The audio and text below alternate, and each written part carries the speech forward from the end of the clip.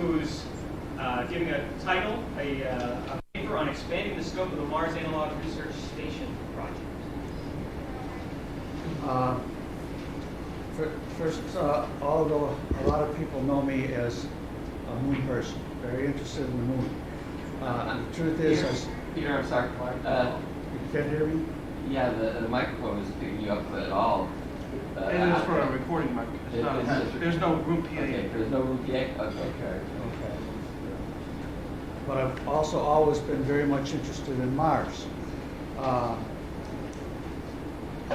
currently president of the Moon Society, but I'm also a very active member of the Mars Society. I went to the Mars Convention last August in Chicago, and Bob Zubrin said that they were having trouble getting enough crews out there for each field season, and the money was a problem, and he was willing to rent the facility out to other groups. In fact, a NASA robotics team is out there for 2 weeks every year, and other groups also. So I thought of, well, the Moon Society can rent this and do some useful things out there. And as I started putting together ideas, I realized that I had to go out there and see for myself as a reality check what can be done and what can't be done. And somehow, with the help of a friend from the Minnesota chapter, I got on the refit crew. There was a refit crew scheduled for February. They were not doing regular simulations. They were going to tear apart, place apart, redo all the electricity, all the plumbing, relocate all the utility outside and everything. I thought, well, this would be a great chance to know the place inside out.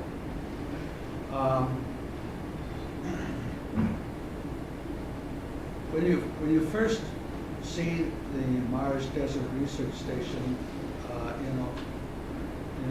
it looks good. As you get to know it better, you realize, it was put together fast, cheap, and dirty. It was necessary. I mean, the Mars Society needed to get something going. It was for publicity purpose. At the same time, they wanted useful stuff done there. And an awful lot of good stuff has been done in Utah. Even though the station is just a mock-up and not really like what we would have on Mars, the very fact that you enter in street clothes and come out in the spacesuit puts you in the mood, makes you feel that you're on Mars, and allows you, really reinforces what you're doing. They have done a lot of useful things, like, it's one thing for NASA to sit down and figure out a paper, how we are going to explore, how we're going to do geology, how we're going to do biology on Mars. It's another thing to go through the motions and practice and find out what works and what doesn't.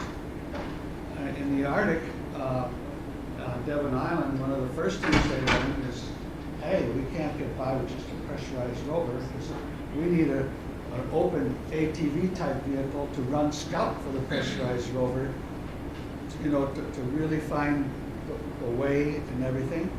And then after a while, they realized if we had little mini robots on tethers ahead of the that could run ahead of the ATV and scamper down this cliff or up that scarp, that would be good too.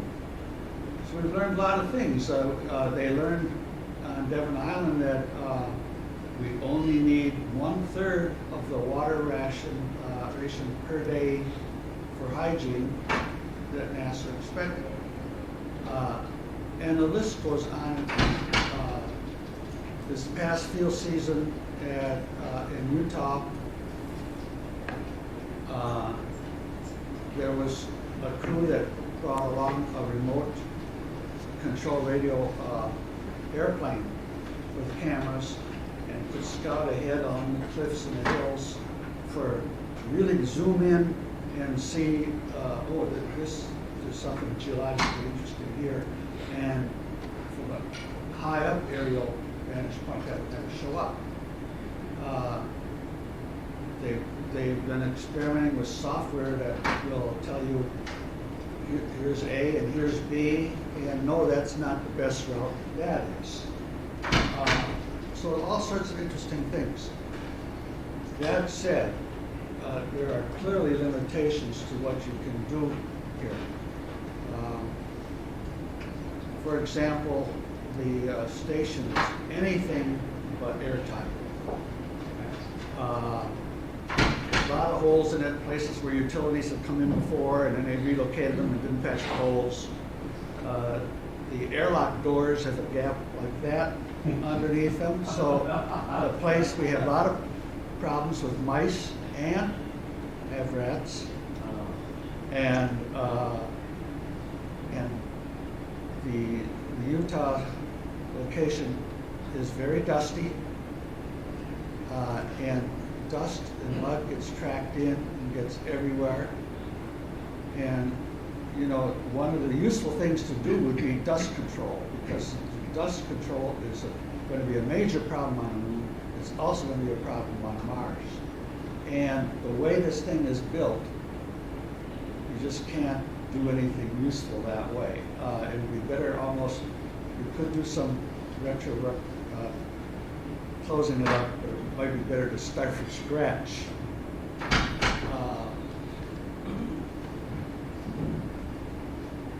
I also decided that if I had a chance to go to Mars, it would better be before they start terraforming. Because once they start terraforming, they're going to have wind. And that means mud. In Utah, just a slight sprinkle, and everything turns to mud out there. I hope some of you have seen pictures of the place. If you go on the Mars Society website and click on the link to the Desert Research Station, and then click on the link for the individual field seasons, the daily reports contain pictures, lots of pictures, and you really see what the place is like. It's really awesome. Utah is an incredibly beautiful state as it is. But this particular area is very low in vegetation. A little mesquite here and there, but generally, you know, it's very barren. And the colors are absolutely right.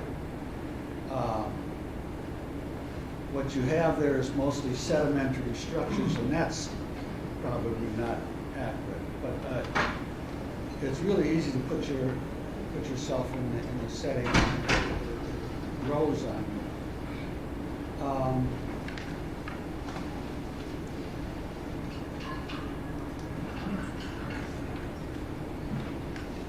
One of the problems is that the Utah gets very hot in the summer, and the desert. So we only run field season there from November to May. After that, it gets a little uncomfortable. You all know what the hab looks like. It's 2 stories on legs. And, you know, I have great respect for Bob Zubin, but one of his faults is that he's very cavalier about radiation, you know. It's not going to be a problem. Sign a waiver, you know. and the HAB profile, the architecture, is based on what we could put on top of a shuttle-derived vehicle, you know, something 27.5 feet in diameter and so on. Yes? Excuse me, would pictures be of any use? Any benefit to you? Well, I have pictures on here too, but I have no way to put them up there. You can pass them around. Oh, you can pass them around, yes. Sure. One of the problems with this particular design is that if you wanted to shield it, it would be very hard because it's so tall. The HAB has 2 hatches, and the rear hatch, the original intention of that was, well, that could be a point from which we could expand, add another module or something like that. Now, if they were to put another module out there, but set it on the ground or even trench it in a bit and then sandbag above it, they might have something which could be very stable, livable temperature during the summertime. You still have the problem of the spacesuits keeping you cool enough. There is ventilation which comes and ventilates your face area, but the rest of you will be pretty uncomfortable. So there are crews out there in the summer, and Gary, how do they handle that? They do have air conditioning units, but the crews that go out in the summer, for example, the Civil Air Patrol kids, they have much lighter suits. They're not really using our analog suits. They have something more like, say, coveralls. Right. Our suits are basically made out of duck cloth and canvas, aren't they more or less? And, they're a little cumbersome, but it really puts you in the mood. The illusion of being on Mars. I also understand that they'll do their EVAs in the morning and in the evening instead of at the height of the day. Right. Now, another thing, since I've been there, they've introduced two suits. They were made by the Australians, were they? Yes. The Mars skin suits, and they're blue instead of white. So I haven't really seen these, and I don't really know what the improvements are. But, I'm curious. I remember hearing the Australians were working on skin suits, but do they have a website? Do you know of anything about where we can find out more information about them? They do have a rather extensive website. I haven't looked at it in a while, so I don't know what they have on their analog skin suits. But there must be something. Yeah, if you go to the Mars site, then go to the Australian site. I know they've got something on there, but I don't know how much detail they go into. You mentioned dust. On Mars, wouldn't it be even more dust? It would be magnetically attracted to this iron fire. Well, yeah, the conditions are different. I mean, the atmosphere is thinner, but the winds are there, and the size of particles are going to be different. There can be a lot of differences, but it is a problem.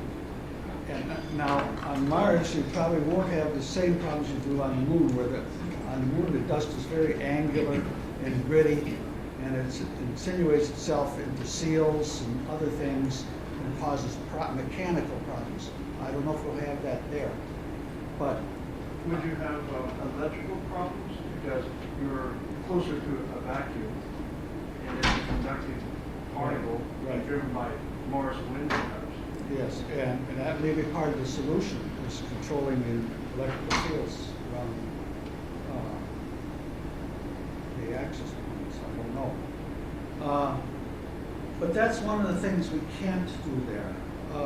Another problem has been that, some crews have done studies on, group dynamics, how does a crew work together, and I'll tell you that in general,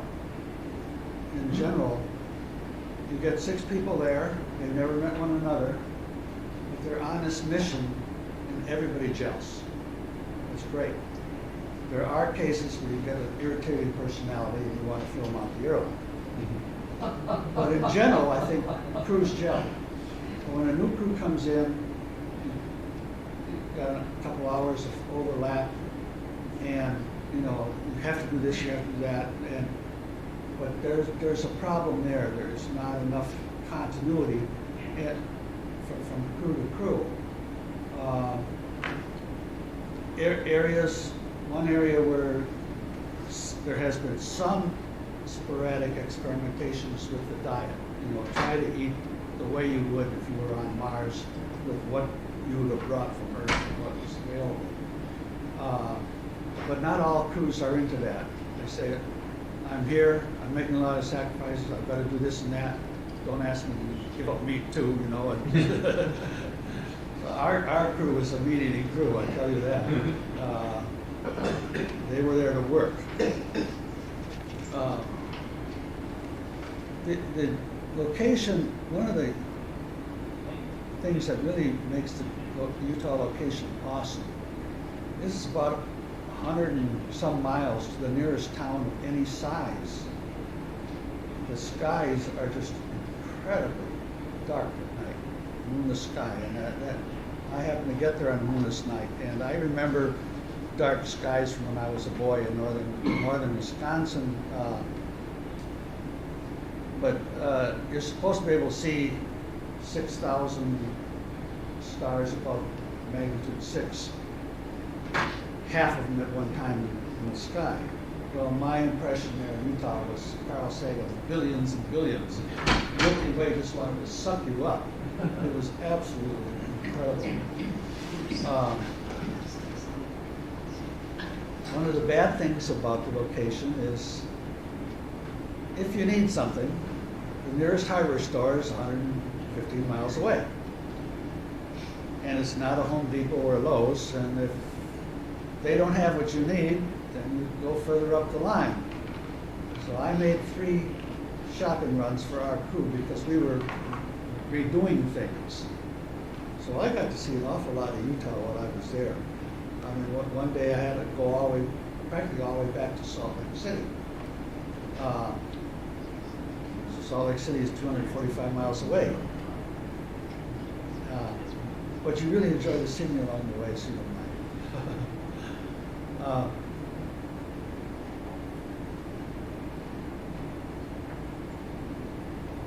So there are things that could be done that we're not doing.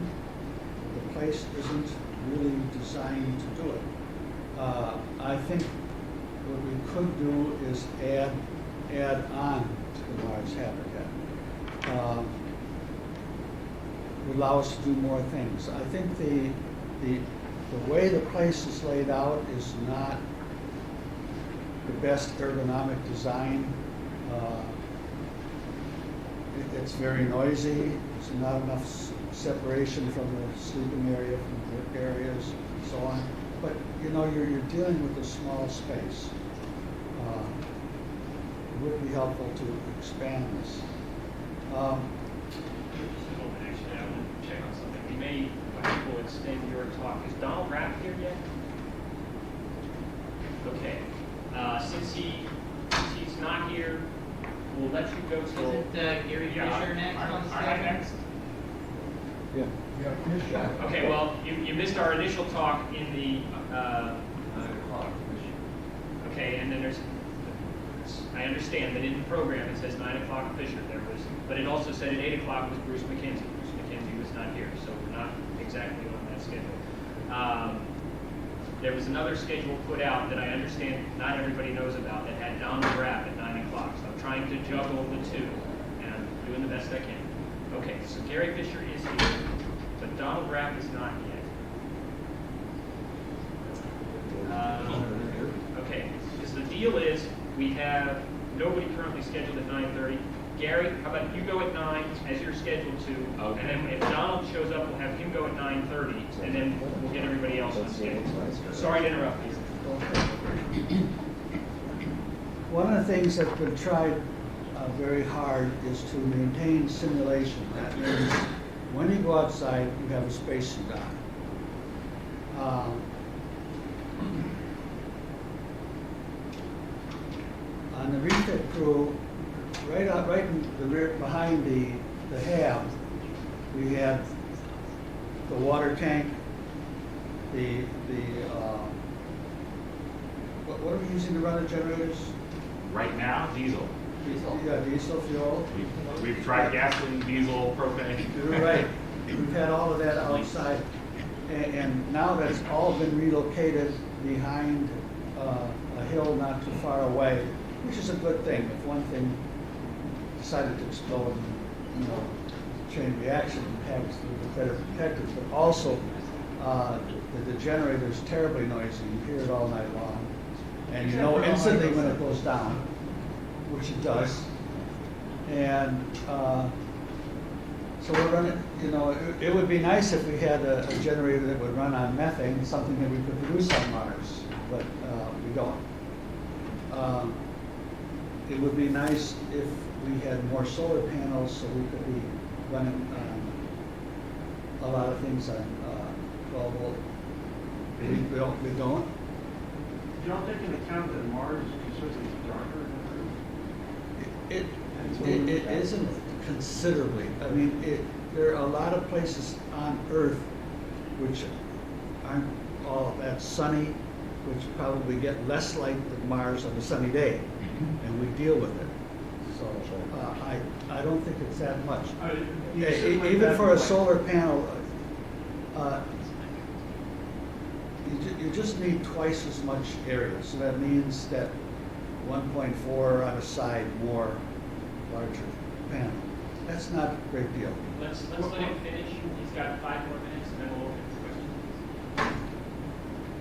questions. Anyway, one of the things that's not desirable is, okay, we can't handle the problem here. We go into the local town, Hanksville, get this, get that, or do this and that. So simulation gets broken a lot. On Mars, we're not going to be able to do that. And on Mars, if you need a part that you don't have, you wait till the next window 2 years away. You know, so we're a long way from being able to simulate, you know, that kind of isolation. But there are a lot of things that haven't been done on Mars, at the Mars Desert Station, that could be, and other groups can rent it. The Society is thinking of doing so. There's no reason why the National Space Society or other groups couldn't get in it. And there are some of the things that can be done that wouldn't have to be done there, that could be done elsewhere, especially when you're like doing a diet or simulating things within the hab. You don't need the setting. You could do them somewhere else. If you had a dedicated group somewhere else, you didn't want to deal with the logistics of getting to Salt Lake City and then down to southern Utah, you would do it there.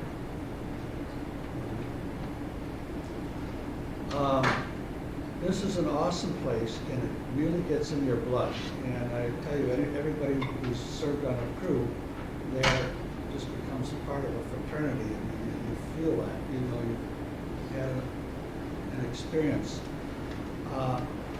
I've been interested in simulations like this for a long time. Years ago, I used to write.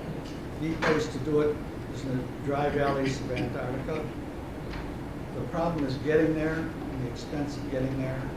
We put something on Devon Island, which is really a neat place, but that's, again, a logistics problem. It's expensive to get there. So the Mars Desert Station is really the place where we're doing things now. But more can be done, and it doesn't all have to be done there. And I really think that this is one of the most worthwhile things the Mars Society has done. And other groups and societies should support this. Lend a hand. They can't do everything. We can all do more. Even those of us who are interested in the moon, as different as Mars is from the moon, in comparison to the differences from Earth, they are very much alike. The things that are alike are a long, long list. And a lot of the things lessons we're learning at the Mars Desert Station and the Mars Arctic Station will apply to lunar outposts as well. Not everything, but a lot of them. So this is a program which I think the whole space community should be behind. This 21st century in collaboration should be the buzzword, not turf retentiveness. I couldn't agree more. That's a good way to end it. We'll take a few questions. While Gary, do you have the original version that you want to present? Well, I have my laptop with it on okay. it, so I can plug that in. Mr. Rapp showed up here. Yeah, Donald Rapp, you're here. Okay, you're currently scheduled for 9:30. Right. Okay, good. Okay, so we're looking now. Yes, sir. Question for Peter. I was wondering, logically, you want to expand out and create a habitat for people who more habitats once you establish settlements on Mars. And I'm wondering about the construction restrictions that might be at the Utah site. For Well, example, you the might want Utah to tunnel site, under. the Utah site is owned by the Bureau of Land Management. Okay. We use it with considerable constraints. We're supposed to be able to pull out of there and leave the terrain much as we found it, whenever we're done there. So, we're not free to plow new roads or to pave things and so on. The road, by the way, the road in is about 3.5 miles off the highway. And it takes like a half hour, and your head hits the ceiling several times. And, you know, every time there's a rain, there's a new gully across the road. And it's really rugged.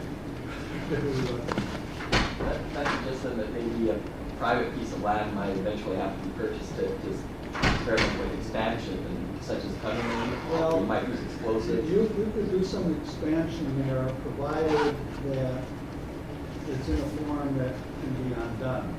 Yeah, that's the thing. I don't think it would be acceptable on. But let's say you put a ground hugging thing and then cover it up with sandbags rather than sand, you could undo it.